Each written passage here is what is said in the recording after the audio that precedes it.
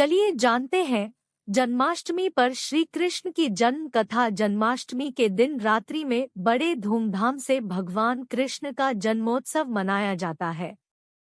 इस दौरान कान्हा के भक्त विधि विधान से पूजा करते हैं और व्रत रखते हैं। इसी के साथ ही जन्माष्टमी की कथा सुनने का बड़ा महत्व है।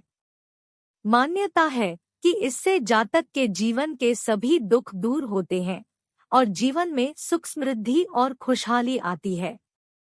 पौराणिक कथाओं के अनुसार भाद्रपद माह कृष्ण पक्ष की अष्टमी तिथि को भगवान कृष्ण ने माता देवकी की 8वीं संतान के रूप में जन्म लिया था। कृष्ण जी का जन्म मथुरा में कंस के कारागार में हुआ था। माता देवकी राजा कंस की बहन थी। कंस को सत्ता का लालच था। उसने अपने पिता राजा उग्रसेन की राजगद्दी छीनकर उन्हें जेल में बंद कर दिया था और स्वयं को मथुरा का राजा घोषित कर दिया था। राजा कंस अपनी बहन देवकी से बहुत प्रेम करते थे। उन्होंने अपनी बहन का विवाह वासुदेव से कराया था, लेकिन जब वह मां देवकी को विदा कर रहा था, तभी एक आकाशवाणी हुई कि देवकी का 8वां पुत्र कंस की मौत का कारण बनेगा। यह सुनकर कंस डर गया। उसने तुरंत अपनी बहन और उनके पति वासुदेव को जेल में बंद कर दिया। उनके आसपास सैनिकों की कड़ी पहरेदारी लगा दी। कंस अपनी मौत के डर से देवकी और वासुदेव की 7 संतानों को मार चुका था। इसके बाद भाद्रपद माह कृष्ण पक्ष की अष्टमी तिथि को रोहिणी नक्षत्र अंधेरी रात में भगवान कृष्ण ने जानकी के 8वें संतान के रूप में जन्म लिया। श्री कृष्ण के जन्म लेते ही कोठरी प्रकाशमय हो गई। आकाशवाणी हुई कि विष्णु जी ने कृष्ण जी के अवतार में देवकी के कोख में जन्म लिया है।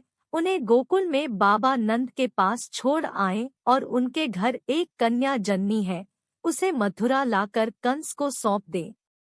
आकाशवाणी सुनते हैं वासुदेव के हाथों की हथकड़ी खुल गई। सभी पहरेदार सोने लगे। कान्हा ने एक टोकरी में बाल गोपाल को रखकर सिर पर रख लिया और गोकुल की ओर चल पड़े। कान्हा को गोकुलधाम ले जाने में वासुदेव को कई मुसीबतों का सामना करना पड़ा। यमुना नदी कृष्ण जी के चरणों को स्पर्श करने के लिए उफान पर आ गई, लेकिन चरण स्पर्श के बाद वह फिर से शांत पड़ गई।